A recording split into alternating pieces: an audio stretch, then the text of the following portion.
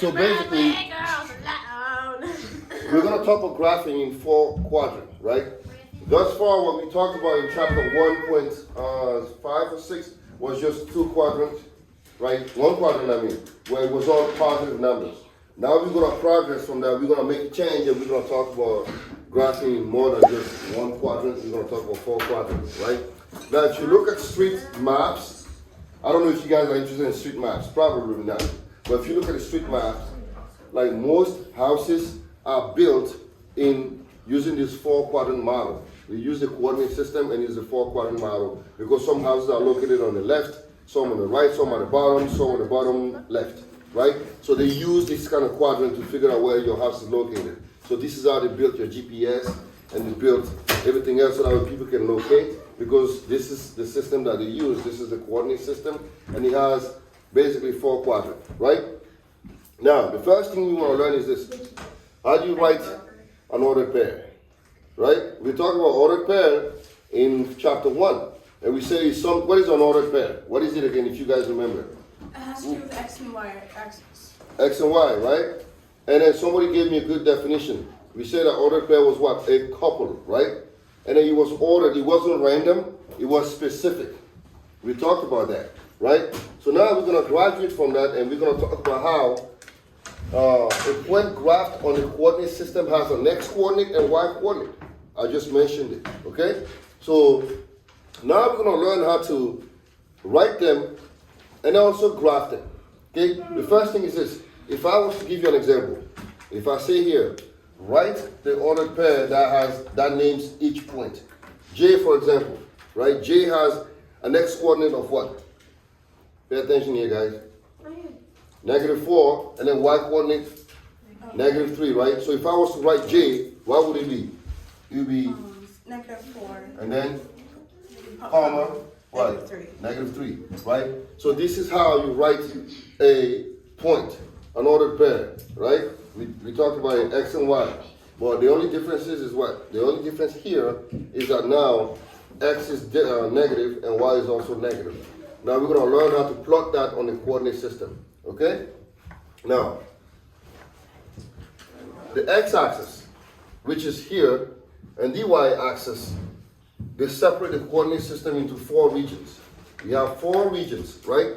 1, 2, 3, and 4. These are called regions. This is region 1, this is region 2, this is region 3, and this is region 4. So these 2 axes, because they cross at some point, they give you 4 separate regions, and these regions are important. Now, in region 1, right, you'll notice that if I was to plot something here, both the x coordinate and the y coordinate will be what? Both positive. When I put a plus, it indicates what? Positive, right? Yes? Do we have to write the region in the Roman numerals? You can write it, preferably it's Roman numeral, but Okay. you can just write 1, 2, 3, 4. But Roman numeral is probably the appropriate notation for it, right? So this is quadrant 1, quadrant 2, but if you don't use this Roman numeral, you can use 1, 2, 3, and 4, right? Now in region 1, which is called also quadrant 1, the x coordinate is positive and the y coordinate is negative, positive, right? Positive. They're both positive here. Both x and y are positive. Now in region 2, this is x and y. In region 2, x is negative and y is positive. In region 3, x is negative and y is also negative. Wait, are you making this up? Or? No, I'm not making it up. This is conventional. This is standard. Oh, I thought you were making an example. No, this is conventional, right? In region 1, x is positive and y is positive. In region 2, x is negative and y is positive. In region 3, x is negative and y is negative. In region 4, x is positive and y is negative. That's just how it is, right? So each region has a set of signs. Now I'm going to show you how to graph them using this. Let's do some examples. Yes? Can you grab something on my locker? Yeah, go ahead. Now let me show you an example here, right? And that makes perfect sense if you graph it. So let's say I want to graph A, B, C, D, and E. I want to graph these points on a set of axes, right? What's the x coordinate of A. Negative 2, right? And the y coordinate is what? Negative 4. So all my positive are here. So let me put some kind of scale here and I'll show you exactly how this is going to work. So this is 1, 2, 3, 4, 5, 6, 7, 8. 1, 2, 3, 4, 5, 6, 7, 8. Now, if I'm going this on the left side is what? Negative 1, negative 2, negative 3, negative 4, negative 5, negative 7. If I'm going down, it's also negative 1, negative 2, negative 3, negative 4, negative 5, negative 6, negative 7, negative 8. Now, here's the problem. I want to plot negative 2 and negative 4, right? X is negative 2. Am I going to be on the right or the left side? Left, right? X is negative 2, Y is negative 4. So X is negative 2 is right here. Y is negative 4, 1, 2, 3, 4. And what do I do? Where they intersect is where A is going to be located, right? Does that make sense to everybody? Yes or no? Yeah. All right, so that's A. And we can put A here because negative 2, negative 4. Now B is 0 and negative 2, right? B is 0 and negative 2. X is 0, Y is negative 2. Am I going down or up? Down. Down, right? Now let me pause for a second. Let me ask you a question. What quadrant is A located in? Yeah? Gabriel, what quadrant is A in? 3, right? A is in Q3 or Q3, whichever one you want to use, right? What about B? What quadrant? Is B in any quadrant? Yes or no? Yeah. You sure? No, right? Because B is on what? The y-axis, right? So it's not on any quadrant because he's right here on the line. So it's neither here, neither here. It's on the line. So B is in no quadrant. Does that make sense? Yeah. Because it's on the line, right? Now what about C? C, X is 3, 1, 2, 3, Y is negative 1, right? Right here. So what quadrant is C in? What's that? 4. Quadrant 4. C is in quadrant 4, Q4, right? Or quadrant 4, right? Now what about D? D, X is 1, negative 1, and then Y is 4. 1, 2, 3, 4. So what quadrant is D in? Vicky. What quadrant is D in? Which quadrant is this? D is right here.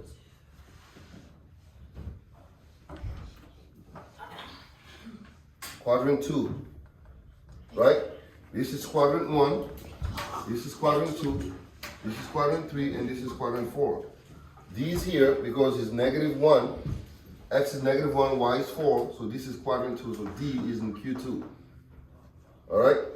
Now what about E? 1 and 5, right? 1 and 5 is right here.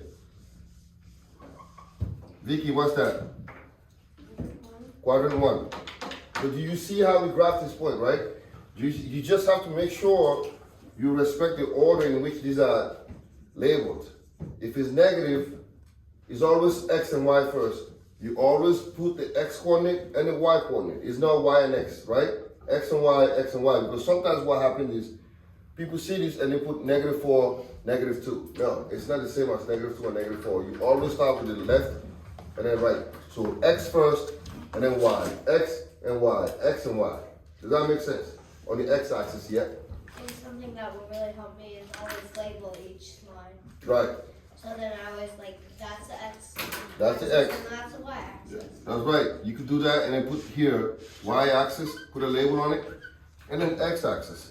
That way you never have any problem figuring out what quadrant you're supposed to be in. Does that make sense? I'll be good on this. So now we're going to work on the word problem real quick.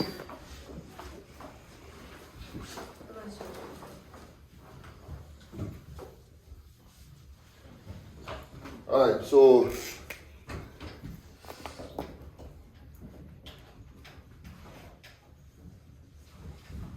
the sum of two golf scores is 3. If X represents one score and Y represents the other score,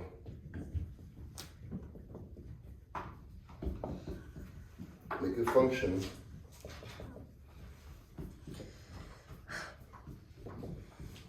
Name 5 presidents. Any 5 presidents. Any 5 presidents. No, that's too easy because it's No. What Except are the those four ones. presidents? Except those Presidents. ones. You have to name like John F. Kennedy and stuff. No, he's too easy. Except him. Alright, so here's the thing. So now let's read this real quick. The sum of two golf scores is 3, right? The sum of the two scores is 3. The X, if X represents one score and Y, hey, pay attention here. The sum of the two scores is what? 3, right? X represents one score and Y represents the other score. If that's the case, they want you to make a function table of possible values for X and Y and then graph it, right? Let's try and see if you can make like 5 values. So we know that the sum of the two scores is 3. So how would you write that? 2 equals 3. Why? Right? Yes. X plus Y equals 3. X plus Y equals to 3. That is the function, right? X plus Y equals to 3. Now we need to find possible values that can give us that, right? So everybody's gonna have something different. This is X and Y, and we wanna figure out what X values and what Y value can give us to give me some random values that can add up to 3, yeah? 2, 1. 2 and 1, right? 2 and 1. 2 and 1. What else? Somebody else. 3 and 0. 3 and 0. What else? Yeah? 1 and 2. You already said 2 and 1. You're not gonna use 1 and 2, yeah? 1.5 plus 1.5. Yeah, that's a good one, but I want to stick to like integers for now. I want you to try to see if you can figure out some negatives as well, yeah? -3 plus +6. Thank you. -3 plus +6. That's also 3. Another one, huh? Spell 3. Think about another one that has a negative in it, yeah? -10 plus 13. -10 plus 13, all right? Right? And then another one that has a negative in it. 4 and what? -1, right? 4 and -1, right?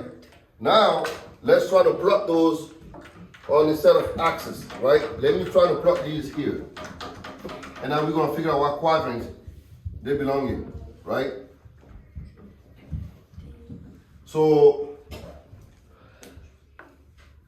2 and 1, what quadrant is that going to be in? 2 and 1. Yeah? 2 and 1. It's gonna be in the 3. 2 and 1. X is 2, Y is 1. Positive. So where's that? What quadrant is that? 3. No? 1. First quadrant. X is 2, Y is 1. Right here, right? Now the second, 3, 0. What quadrant? 1. You sure? What's 3, 0? Yes. 3, 0. No quadrant. No quadrant. It's on what? On the It's right here, right? 3, 0 is on the line, so it's not in any quadrant because he lies on the line. Does that make sense? Or it's both. What about -3 and 6? -3, 6. Where am I going to put that at? 3. Where is the -3? Oh wait, sorry. -3, right? Sorry. And 6. 2. Right here. What quadrant is this? 2. Quadrant 2. Q2, right? I'm here. And then -10 and 13. It's also going to be in what quadrant? What? We're great. -10 and then 13. What am I going to name? It's also going to be here, right? This is 8, 9, 10, 13 is somewhere here. So I'm gonna probably be somewhere here. You see quadrant what? Q2. This is still quadrant 2 because I'm still here, right? Because this goes up and this goes up, so it's still. And then 4, -1. Know that, where's that gonna be at? 4, -1. Quadrant 4. 4 here, -1. I'm gonna be right here. This is Q4, quadrant 4. All right. So this is how you use this quadrant and then to graph the points or the ordered pairs. It's really super easy. You just have to read it over again. Okay. So what to take away from this lesson?